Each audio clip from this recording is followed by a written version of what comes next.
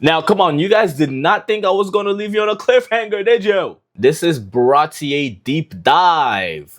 We're going to be focusing on Don Krieg and Mihawk, it looks like. And yes, this is Becky, my all-time rival, Becky. Yes, we fight all the time. No, we don't, but we should. Yeah. Well, say hi to Becky, guys. Let's go ahead and check it out. Part 2. This is part 2 of the video. Baratier arc deep dive. I like your hair. And I'm going to focus mostly on Don Krieg today.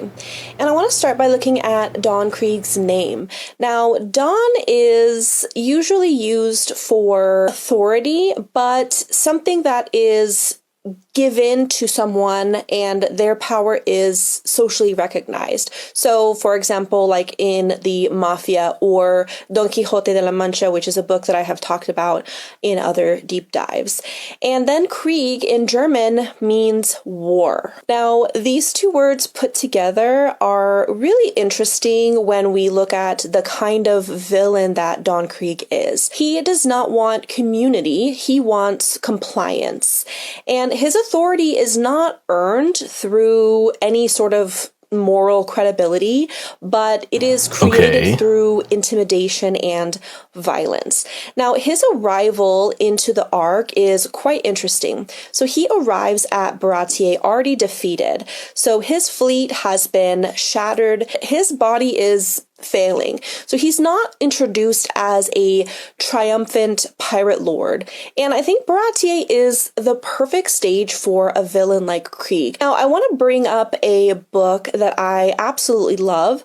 It is called Animal Farm. Napoleon rules through control of resources, enforcement through violence, and this constant state of Are we talking about like fear. Napoleon? So fear like of Napoleon, starvation, like the French guy? fear of enemies, fear of being cast out. And this is very much like the way Krieg rules his ship and his crew. Now, Krieg does have Gin, who is very loyal to him, but his crew essentially follows him because they are trapped within his system. And hunger and violence really act as the boundaries that keep that hierarchy intact. And the moment that Krieg becomes the hungry one, it's really revealed what he truly believes. So he does not see hunger as a shared human condition that creates obligation, which is the antithesis to Baratier. Now, Baratier runs on a single absolute that no one leaves hungry, no one is denied food. And this is not presented as kindness, but rather a law of civilization. The cooks don't feed people because they feel generous. They feed people because refusing food turns the world into something unlivable. Now, many cultures and religions around the world, including Confucianism and Islam, societies really survive through shared practices that preserve our humanity. And food often sits at the center of this because food is what makes life possible. And to deny food is to deny someone belonging and humanity. And to share food is to affirm that someone is still human, still inside that moral boundary of society.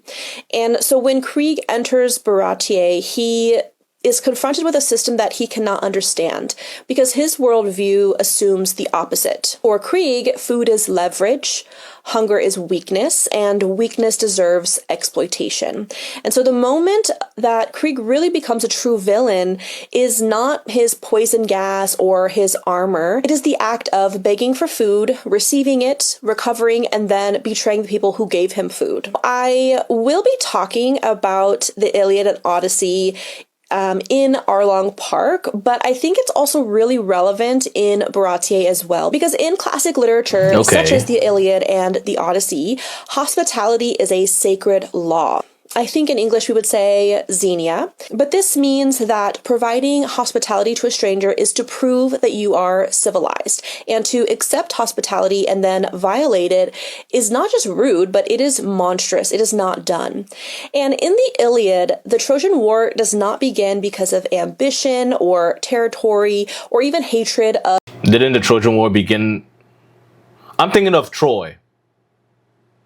Yeah, the phase that launched 1,000 ships. Yeah, wait. Yeah, wasn't that like the prerequisite to the Trojan War? Am I maybe I'm like misplacing them on the timeline. Didn't the whole series of events with Helen of Troy lead to the Trojan War, or was it the other way where the Trojan War led to? I think it's the other way. Of another group of people.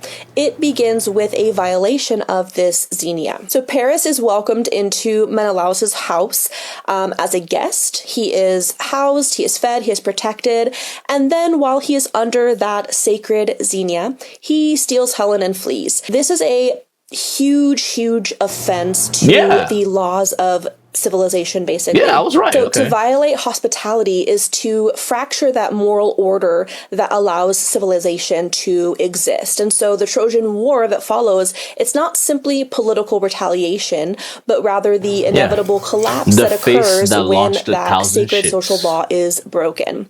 And Krieg does exactly what Paris does. So he arrives as a guest, he receives food and shelter, and he repays it with betrayal and violence. And so the moment that he violates Xenia, that conflict becomes unavoidable. And it's really telling that his name kind of shows us what follows is war. And I think Oda is doing something really deliberate here. Krieg is not a man who brings war with him. He is the embodiment of what happens after that hospitality collapses. So Don Krieg, I don't think is named after war because he fights. I think he is named after war because he emerges when ethics fails. So when hospitality is broken, when that hunger becomes leverage, when mercy is exploited, war is what remains. And Zeph's entire philosophy exists to prevent this exact outcome. So his rule, never deny food, it is seen as... I wonder if she's going to talk about Zeph's leg, like the fact that he ate his leg. Is that going to be relevant here? Kindness, but I think it's more of a preventative ethics. Because once the starving are denied humanity, violence really becomes inevitable.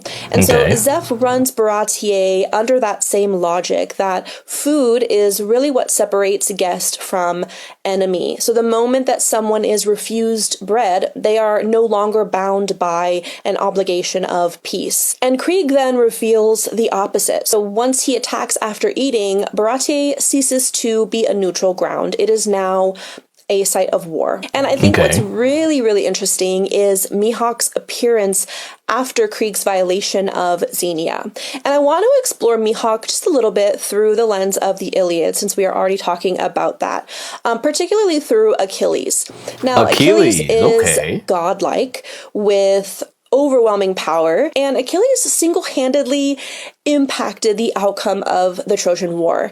So when Achilles refused to fight, he withdrew from the battle due to Agamemnon insulting his pride. Thousands were slaughtered. And then after Hector kills his friend, he decides to come back. And that is what ultimately wins the war. So one man has the power to turn the tides of the war. And Mihawk really occupies kind of a similar space in Baratier.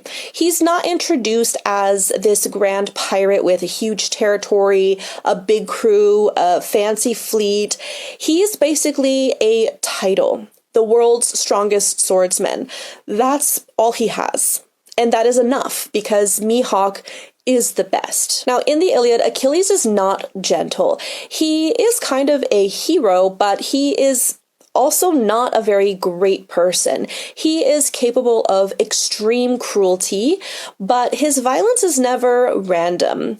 It is purposeful, it is directed, and it is governed by his own personal code rather than this hunger for domination. And I think Mihawk really operates in a similar way. Mihawk does not arrive at the Baratier to conquer it or terrorize civilians. It is very singular and specific in that he is pursuing Don Krieg. And then once that pursuit ends, his role in the arc effectively ends as well. He does not escalate the conflict. He does not attempt to impose control over the space. He does not try to kill Don Krieg. He fights Zoro, but he doesn't even kill him. And I think this distinction really matters. So when we look at Krieg, whose violence basically consumes everything around him, Mihawk's power is more precise. So when he duels Zoro, for example, he's not fighting to dominate or humiliate him. And Mihawk's use of a smaller blade initially is also not mockery or even mercy, but rather trying to categorize and measure Zoro. And he feels that Zoro is not yet an enemy that is worthy of his sword. This is really where Mihawk diverges sharply from Don Krieg. Krieg believes violence must be total in order to be effective. So he really overwhelms with numbers and weapons and armor and poison.